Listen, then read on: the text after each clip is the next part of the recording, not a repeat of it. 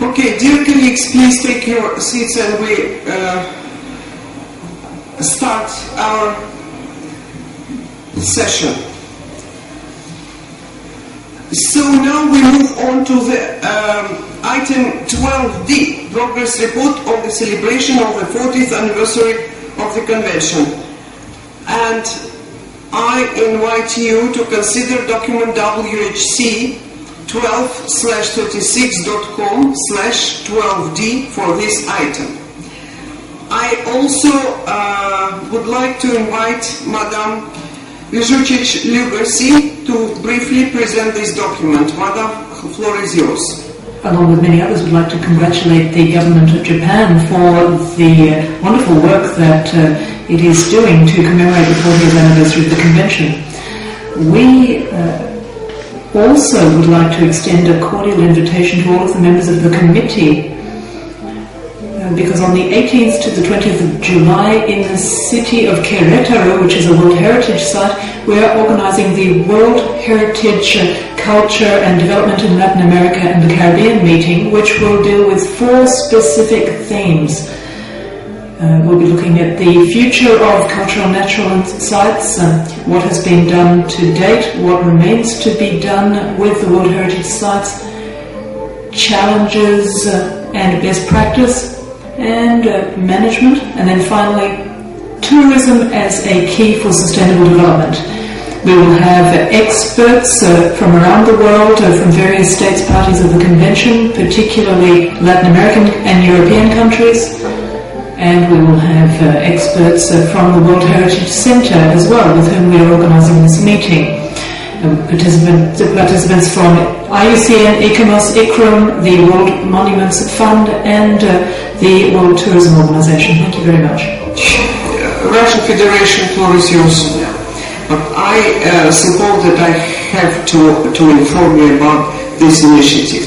And now I would like to ask you, are there any other, problems, organizational things which you would like to express before we move to the other very important item? India, please, floor is yours. Madam Chair, I'm sorry to take your time at this moment, but we would just like to draw attention to the presentation which ICOMOS had made at the beginning, in which it said that 48% of the World Heritage Sites are from a particular part of the world, and the pending applications of 48% continue to be from those parts of the world. Madam Chair,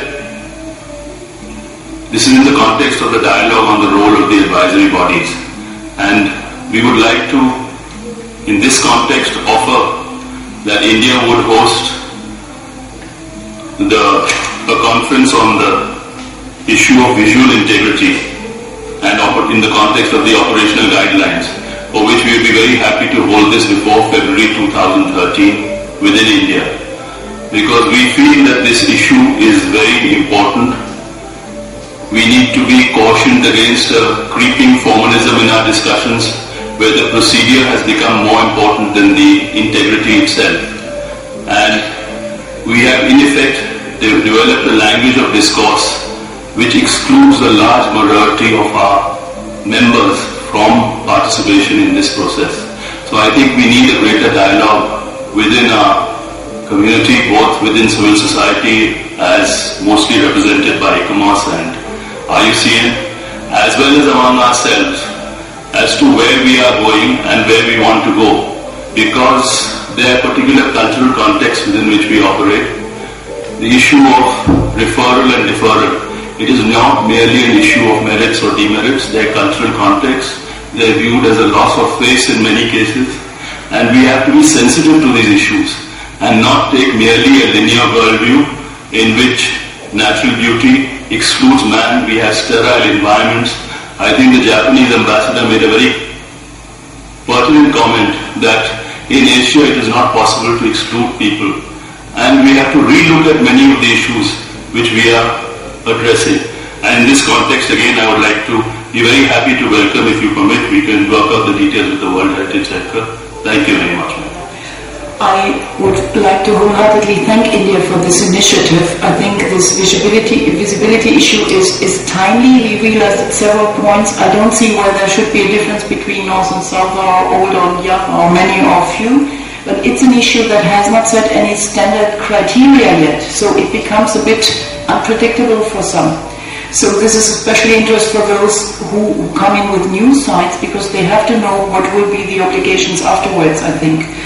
And we would love to participate in that one. I've got experts. The national beauty excludes men. I think this brings us exactly to the topic of sustainability. We have spoken about development a lot, but sustainability was left out by many. And it's a pressing issue, especially there where we have a high density of population, and or where we have indigenous people who always lived in a certain area, and they have their traditional ways of sustainable living in this area.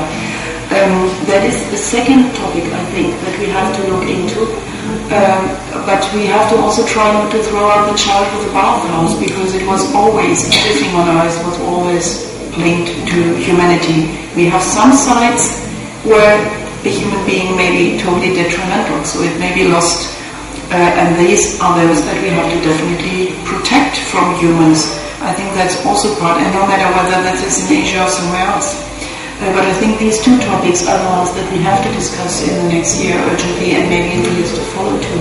Thank you very much. During this session of the Committee on World Heritage, we, all of us, have faced some kind of problems concerning the concept, the idea, the problem of visual identity or visual input.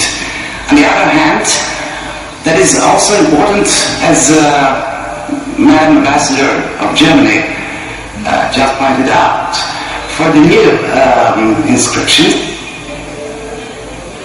And secondly, which is maybe more important, is the concept, the idea of the World Heritage Sites in the light of the sustainable development. We all have to have that in mind in order to avoid future misunderstandings between the state parties who are offering the inscription and the general assessment of the advisory bodies.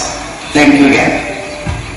Thank you very much. Done an assessment of the potential spread to achieve representativity. What we mean, Madam Chair, the whole thing of heritage sites is linked to history, values, and pride. Is there a way, I know we have budget constraints, is there a way of an initiative of an overall global assessment? I don't know how expensive is this, Madam Chair, whereby you can have an understanding of this, so that when the committee discusses nominations, we have that picture in mind. Another one, Madam Chair, of which I would call beneficiaries, especially the poor communities who pride themselves on these sites.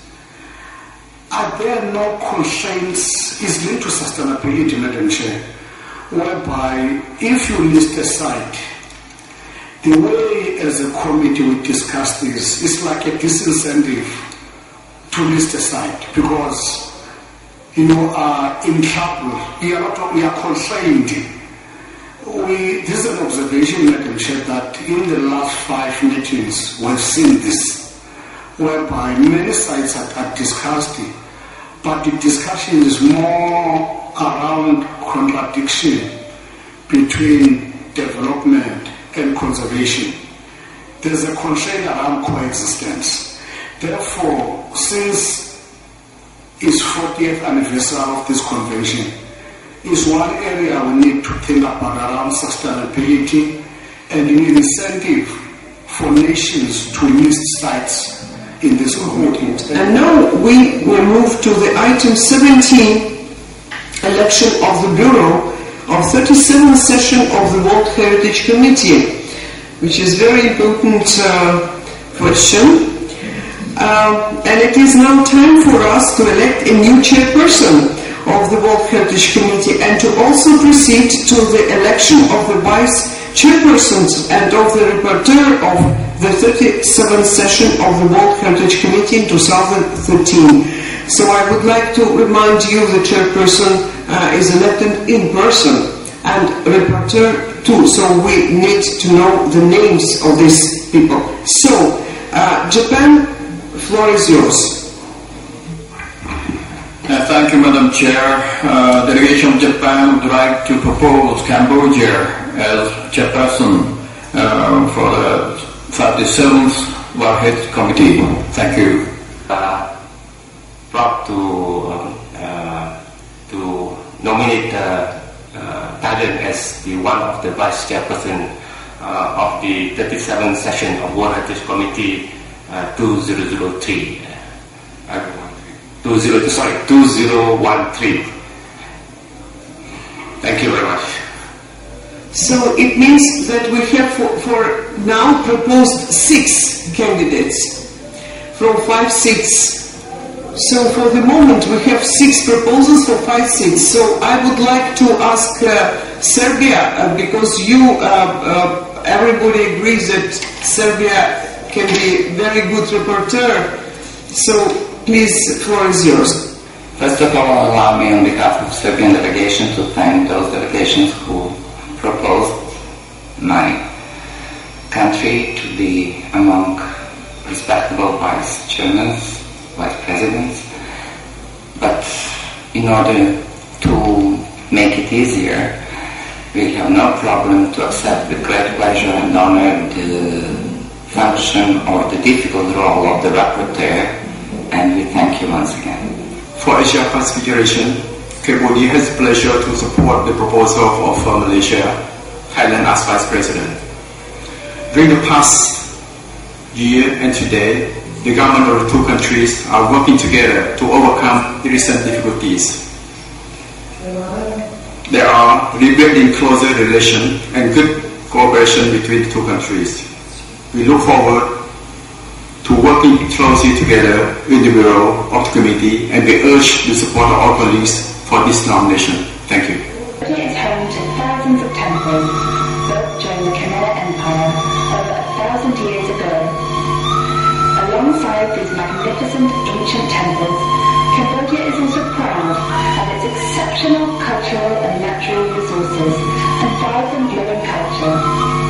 Siem Reap is the location of the Angkor Archaeological Park, registered on the World Heritage List in 1992, and the hub of tourism in the region.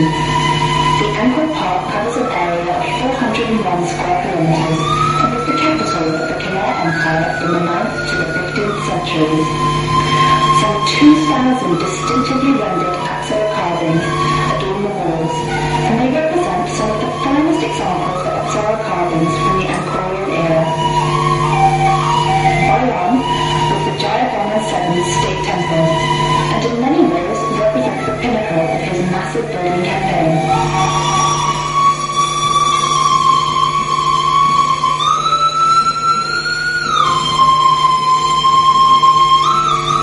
Not far from Siem Reap, the temple of Purva is situated on the edge of the Dong Rai Range in Purva province, 547 meters above the Cambodian plain and about 150 kilometers north of Angkor Archaeological Park. The site is exceptional for the quality of its architecture and adaptation to both the natural environment and the religious functions of the temple. It is also an outstanding masterpiece of Khmer architecture in terms of plan, decoration, and relationship to the spectacular landscape. In 2008, this ancient temple was inscribed on the World Heritage List under criteria 1. But Purva is an outstanding masterpiece of Khmer architecture. It is very pure, both in plan and in the detail of its decoration. Besides tangible cultural properties, Cambodia is also rich in living arts. The Khmer classical dance, or Mora Ballet of Cambodia, royalty. It was included on the representative list of the Intangible Cultural Heritage of Humanity in 2003. Shadow theatre, or Sabat Tom, is another form of Khmer intangible heritage, listed on the representative list of the Intangible Cultural Heritage of Humanity in 2005.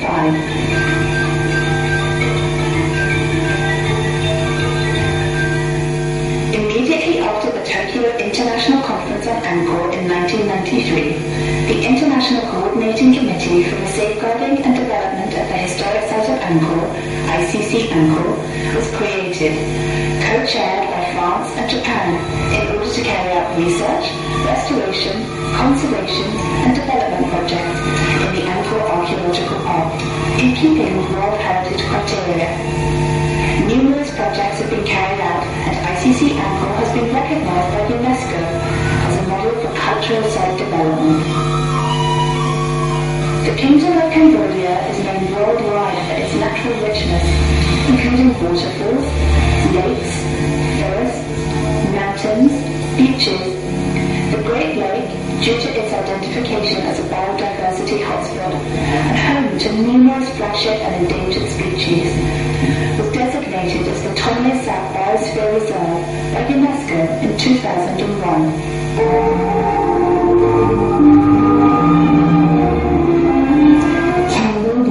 Has hosted many large international conferences in its modern, well-equipped conference centers with a wide range of nearby hotels.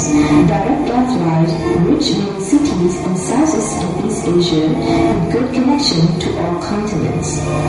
It would be our honor to host the 37th session of the World Heritage Committee in 2013, the 20th anniversary of the establishment of the ICC Angkor.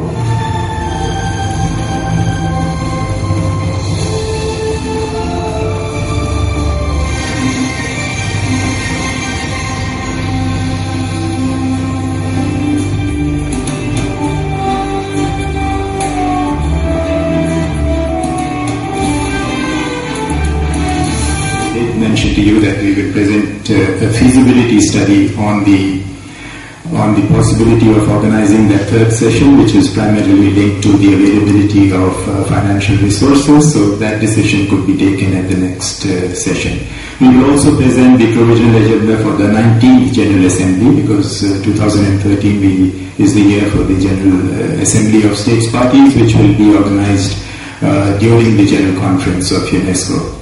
So that, Madam Chair, is a quick outline of the provisional agenda, which is there for the consideration of the committee. And in the draft decision, the committee would have to decide also the dates of the next session, which we will obviously look to the delegate of Cambodia to advise the committee on. Thank you, Madam Chair. Thank you very much for your excellent presentation, and once more convey our warmest, I would like to express from all of us, warmest congratulations to His Excellency, Mr. Sok Khan, with his election, and let's congratulate him for for this achievement. We all are really looking forward to go to your country, and thank you very much once more. Thank you.